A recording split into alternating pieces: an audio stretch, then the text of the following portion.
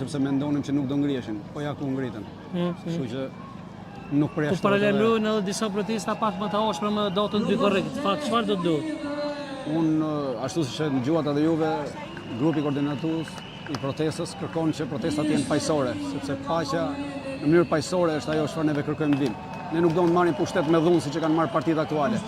As nuk do të ndryshojmë pushtet me dhunë siç e kanë marrë partitë. Ne kërkojmë të ndryshojmë ligjet, të ndryshojmë një rend ku të jemi gjithë barabartë, ta fillojmë gjithë në një start të njëjtë, por jo me dhunë.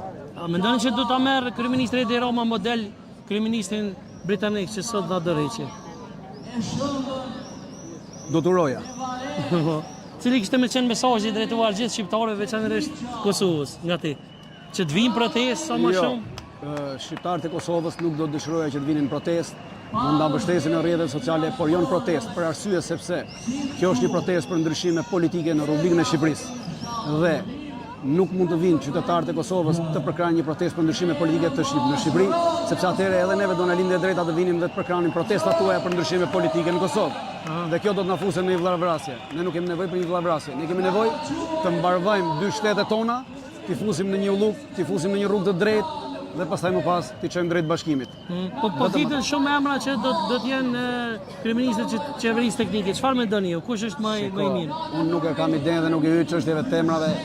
Nuk më intereson ajo. Nuk jam këtu as për emrat, as për qeverinë teknike. Jam këtu për dorëheqjen e një kryeministri, e një qeverie dhe pastaj është vullneti i popullit çfarë doj. Po për ju si shqiptarët të Kosovës, a është e rëndë kur e sheh popullin tan kështu? Jo, kjo është kënaqësi. Është njësoj si kur e shifnin popullin gjatë luftës në Kosovë, e cili na ndihmonte, na priste. Njëta gjë.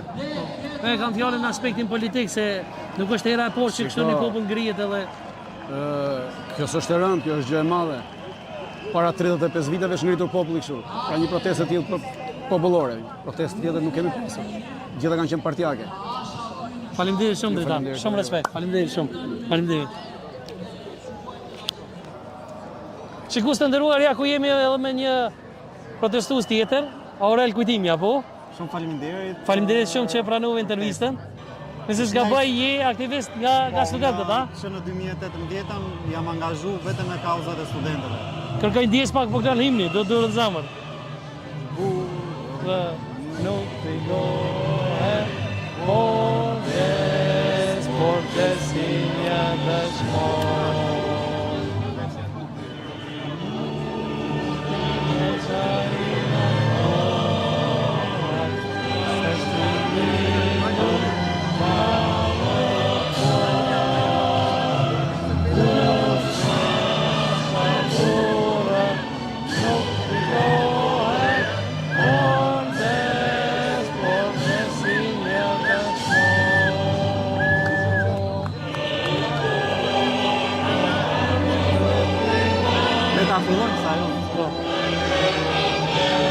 Po, Aurel? Unë si shpëtoja kanë që në 2018 jam angazhu vetëm me kauzat e studentëve, kam bërë dhe kallëzime penale për kryetar bashkie, kryetarin e bashkisë së Tiranës, për njerëz që janë në institucione dhe vazhdoj dhe sot që ndodhem këtu bashkë me ju në këtë protestë. Po si po duket sa dita 23 e protestës, ende janë aktiv njerëzit? Unë isha shumë i lumtur kur ishte diaspora, kanë ardhur edhe vëllezërit tanë nga Kosova për mbështetje dhe kjo është një gjësi shumë e madhe që po na kthehet reciproke si dikur. Ne kemi mbështetur ato që na mbështesin. Unë uroj që kjo protestë kaq madhështore t'i arrijë objektivat që i kanë vendosur.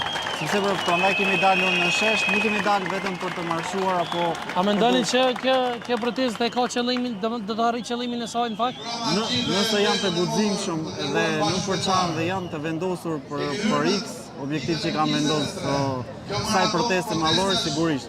Nëse ato disa nga personat që mund të jenë organizator mund ta shikojnë si diçka personale për imazhin e tyre, kjo është një fatkeqësi. Kjo është një protestë kaq madhështore, kanë kaq ditë që protestojnë, kanë lënë edhe punët e tyre për t'u bashkuar në protestë, edhe unë jam shumë i lumtur për këtë fakt që kanë lënë punët e tyre, angazhimet e tyre për të protestuar. Kanë ardhur nga diaspora vetëm për t'i suportuar këta njerëz dhe sigurisht për largimin e kryeministrit. Aurel, faleminderit shumë. Respekt. Faleminderit.